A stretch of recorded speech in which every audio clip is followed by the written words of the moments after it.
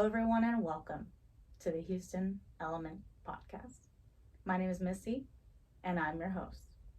And today, I have the lovely pleasure to introduce another one of Houston's finest, a local recording and performing artist. I can't talk anymore.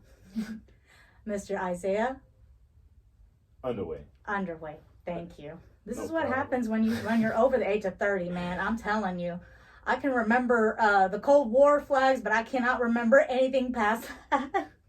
So good, no problem. I appreciate you having me. I'm excited. I mean, I even beforehand, like earlier today, I was even looking up like how to carry on conversations because I'm before that I'm a real dry person, straightforward to the point. So I'm real glad you got me here, even helping me get out of my comfort zone and learn how to talk. Yes, sir. That's what we're doing. We're trying to push the envelope, but we also want to deliver a very good and positive experience with you guys. Yeah. So tell us a little bit about yourself, man. How'd you get into the music scene? I've always been into music. I always like to say it probably came because my stepdad, he always was, we go to like, family type things and he'd always have music and he'd rap and his cousins and stuff be singing and stuff like that. And it was just real big on his side of the family. And I guess that kind of carried on to me and stuff like that. And from there, I'd write here and there, like throughout elementary to like high school. And then once I got into high school, I just focused on getting out of a small town, a real secret small town that nobody knows of, except, a handful of people outside, in the Austin area. But it's named Taylor, Texas. And so I focused on track to get out of the small town and make a name for myself and be someone that, my family and anybody else who crosses paths with me, be like excited to say they know me. So I just focused on track and then, I couldn't run away from my passion for music. And so I decided to switch gears and focus on that. And that kind of caused some trouble into college because I had thoughts throughout my sophomore year to senior year of dropping out. Just to focus on it because it wasn't where I wanted to be, but I know I could make it better. But I stayed with it. I graduated thanks to the family members and friends who encouraged me. But after that I came to Houston where my dad lives. My mom lives in Taylor, Texas. My dad stays here in Houston, so I moved in with him, my stepmom, and my other brother and sister.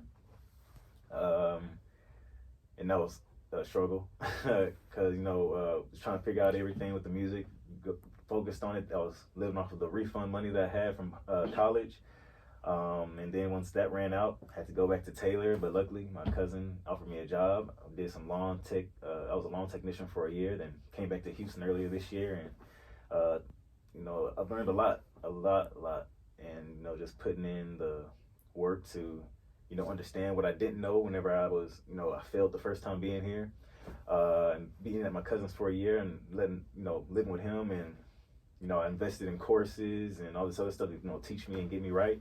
And so I brought that knowledge to me this time, and things been going pretty good. I even had a trip to New York earlier this year, just to get out of the comfort zone that I used with the money that I saved up from being in New Braunfels, which was where the lawn technician job was at.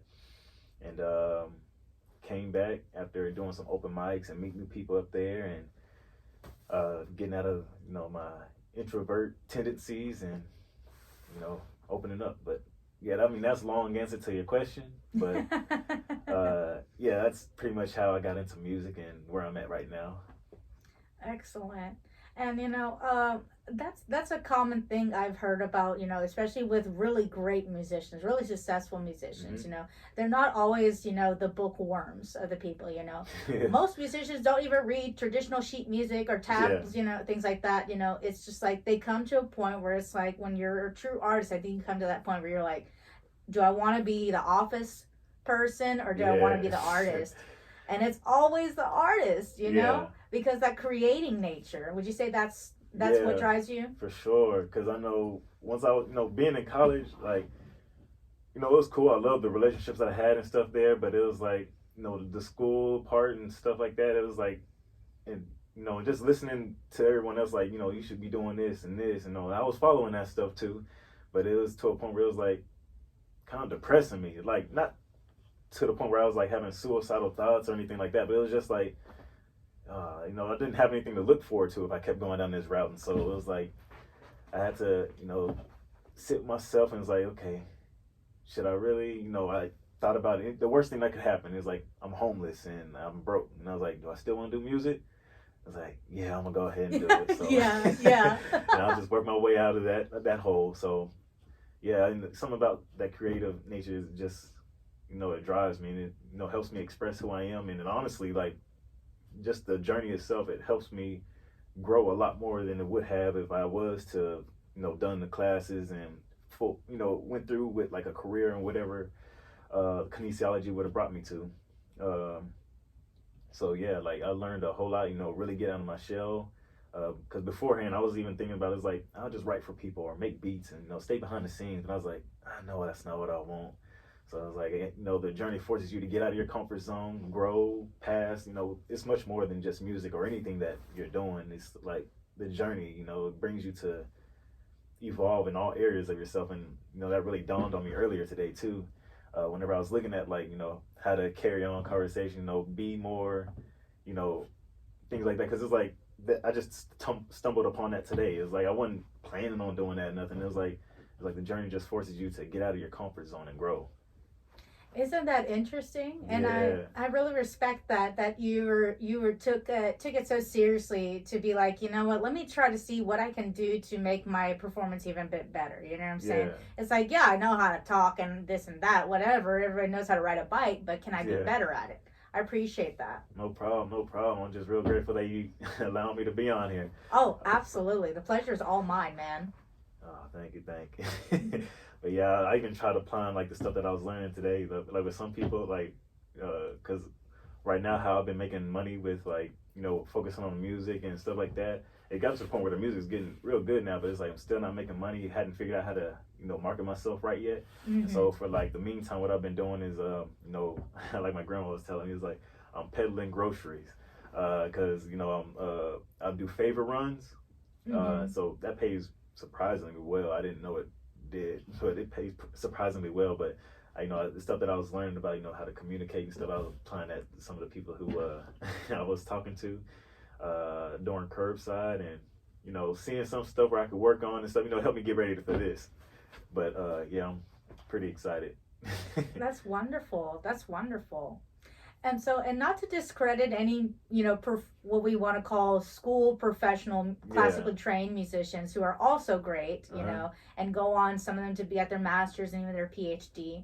So what would you say was it for you? Was it a matter of the structure that you didn't feel was necessary for you, like in a school environment? Do you think you're better as a freestyle musician outside of boundaries? Or do you think some of the classical training could have been beneficial?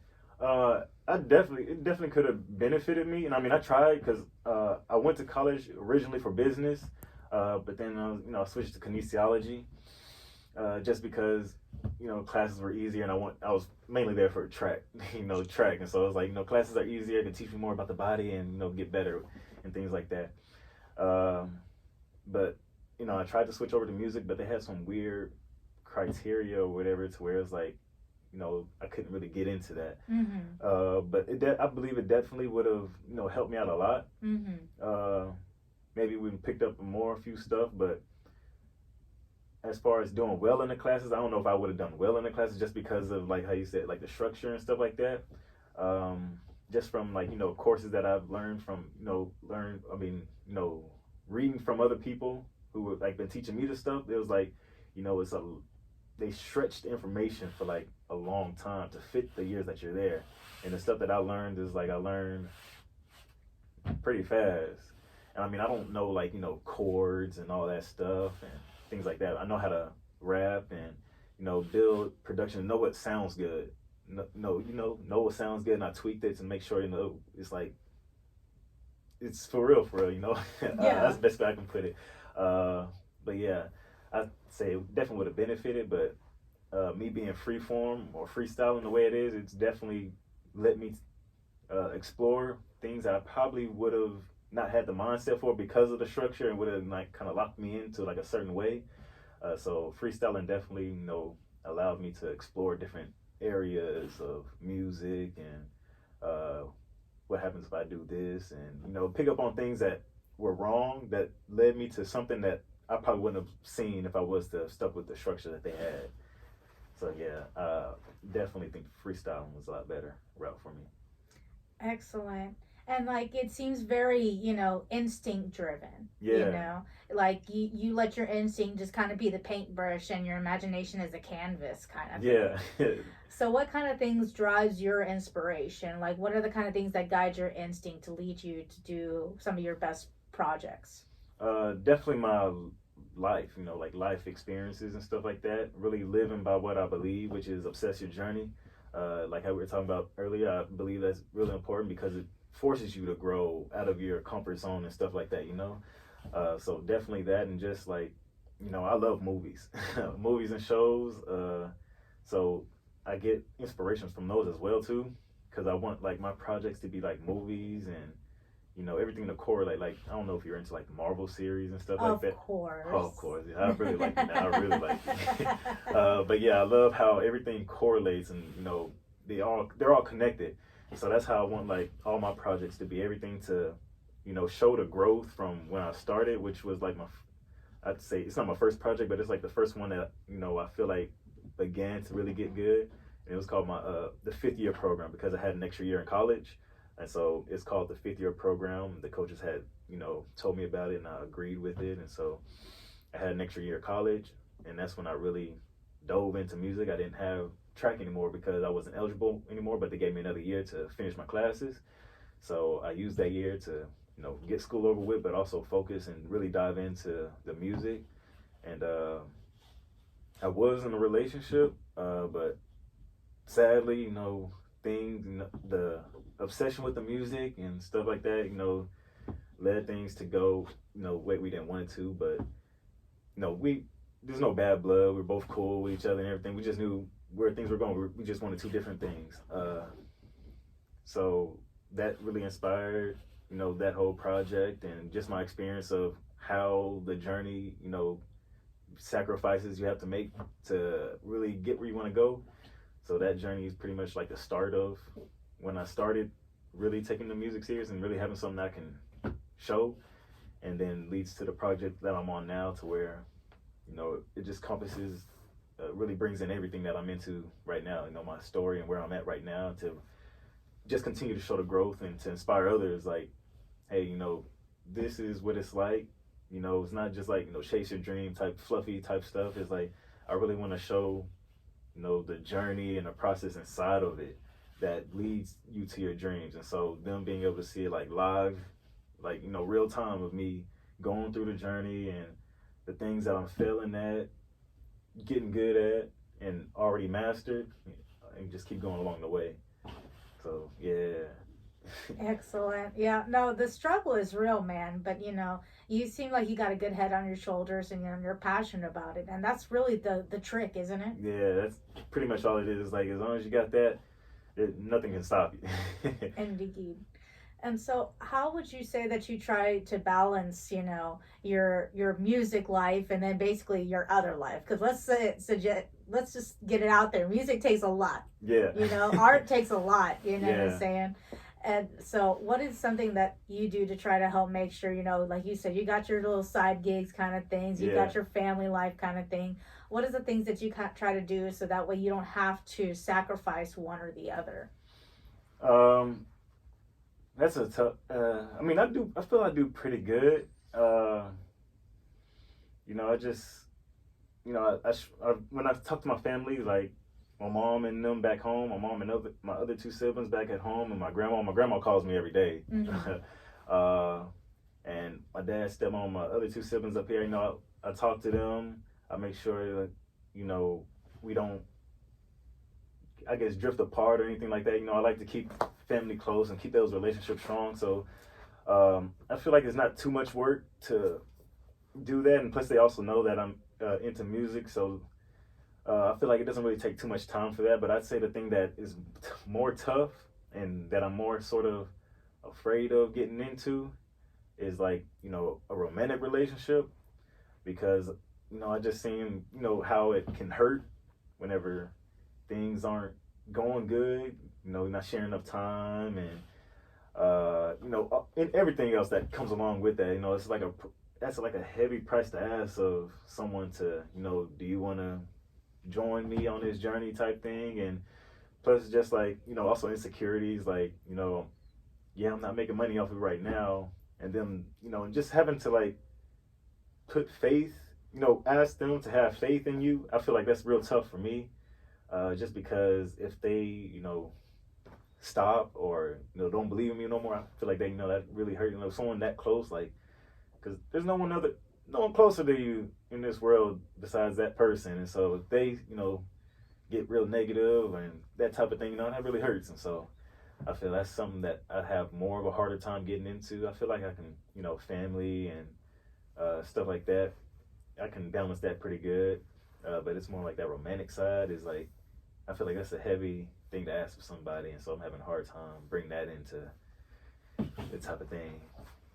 And a lot of people, like you talk to engineers even, not just artists, they always talk about, like especially once they have families, they're like, I used to go on the road all the time, but I had to stop to slow down because it was spending time with family, kind of thing. Yeah. So now they just work local gigs in towns and things like that. Yeah.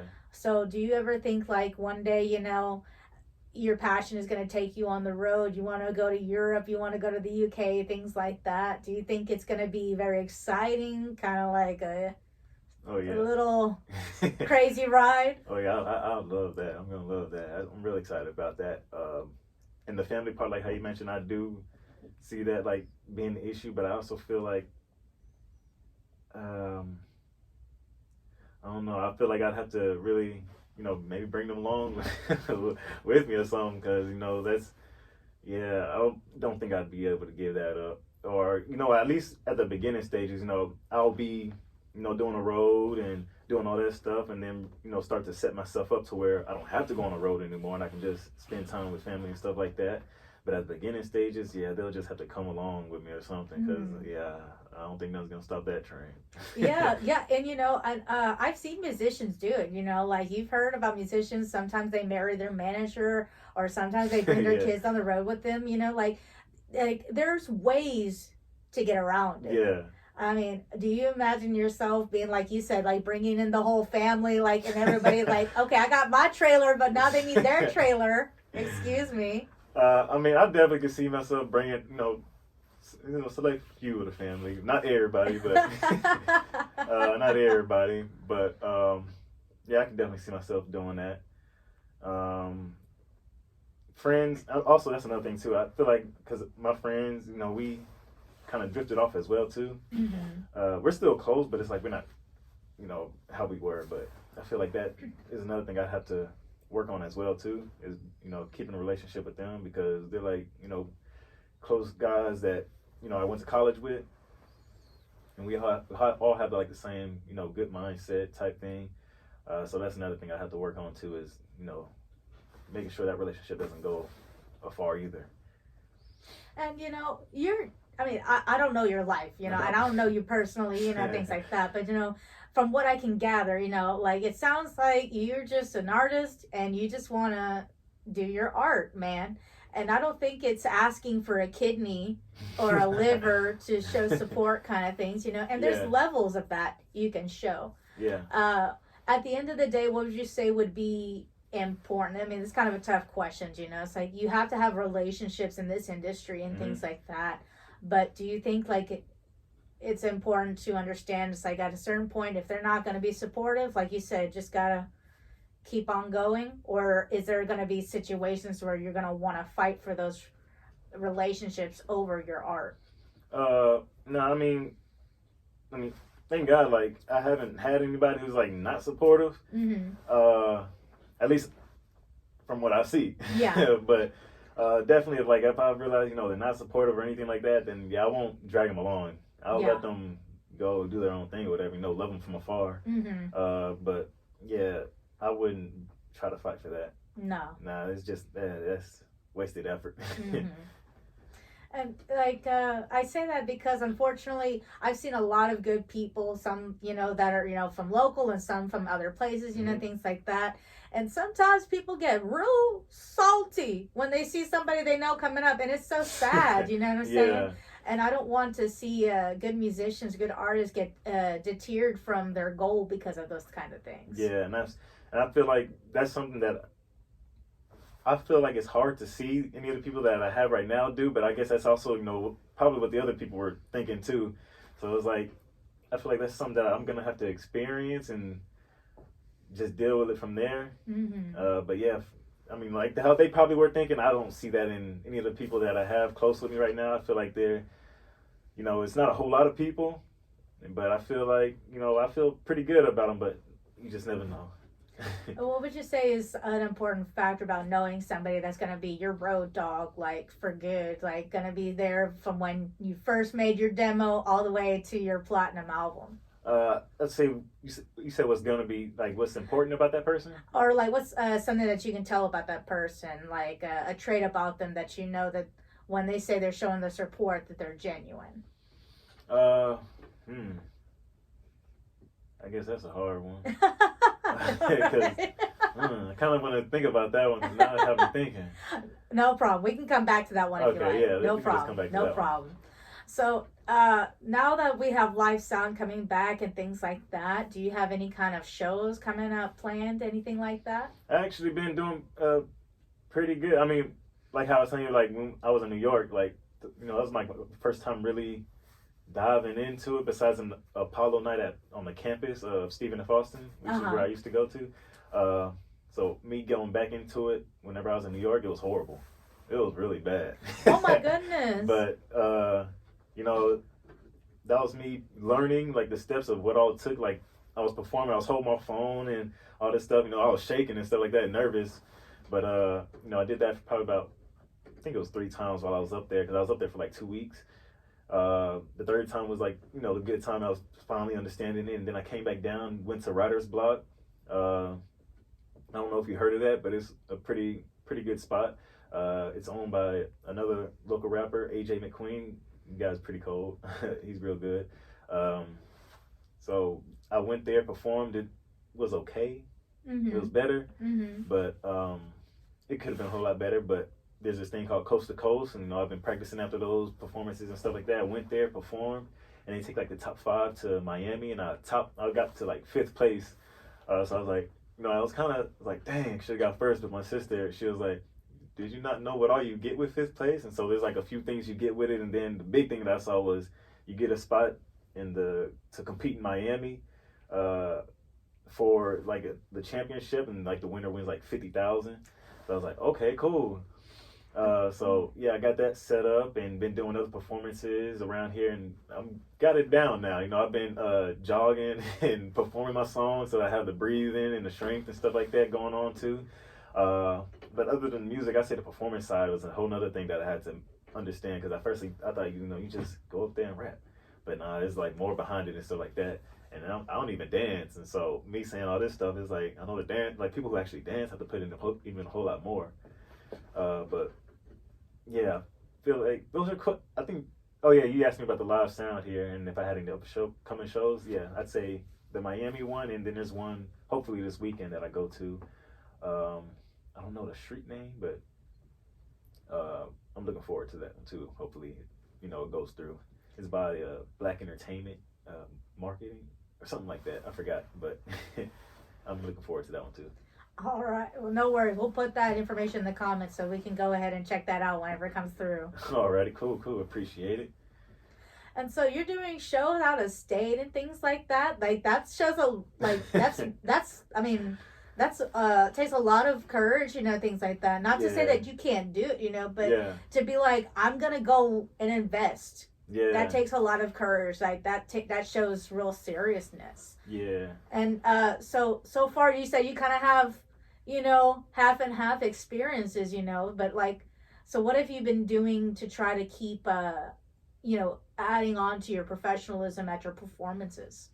What I've been doing is really, after the coast to coast thing, they give you feedback, like, you can move the crowd more, or project more. Like for me, like I had the crowd moving, but it was like you can get more out of them. Mm-hmm. Like, okay, cool. And he said I need to project more, which is why I started jogging and performing a song, which was a friend, she told me I should start doing. Mm-hmm. So that's what I started doing, and it works a lot.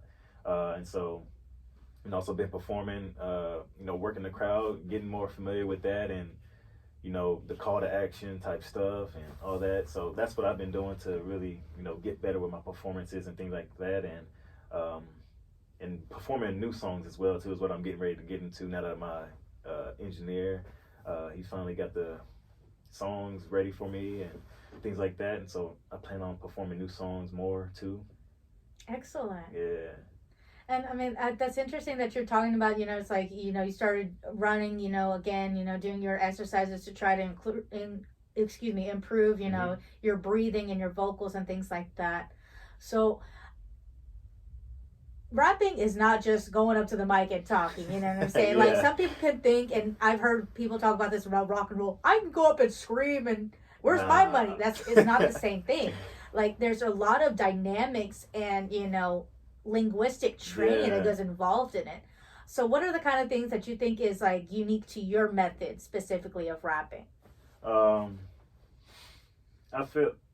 guess just how I take it different. Like, because I don't really know what everybody else does. I know for me, like, I started learning how to project more, and it's like you have to speak or perform a certain way. You can't just say it from your throat or you'll like tear your throat up after a while.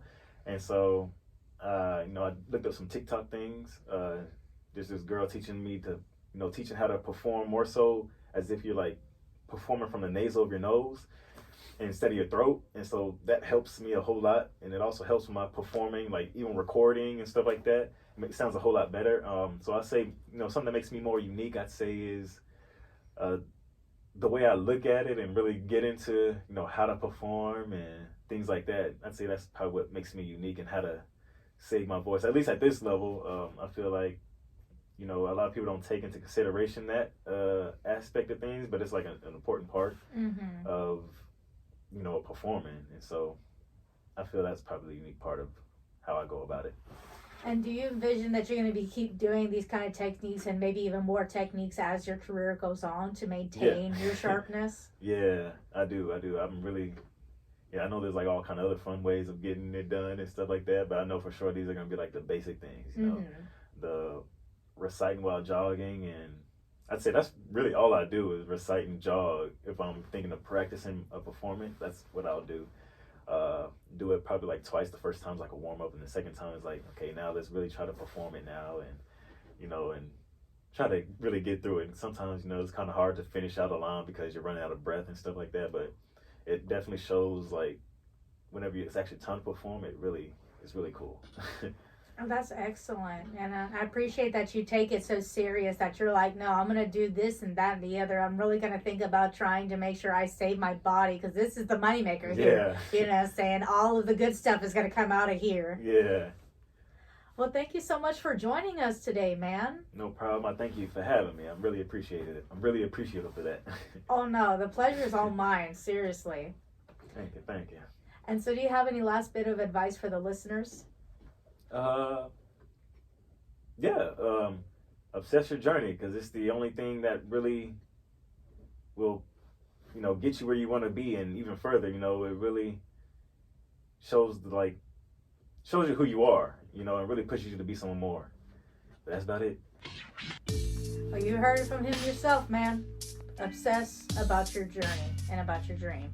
There is nothing cooler and nothing more important. Family, but your dream. Well, thank you guys so much for joining us this week, and we'll talk to you guys next week. Peace.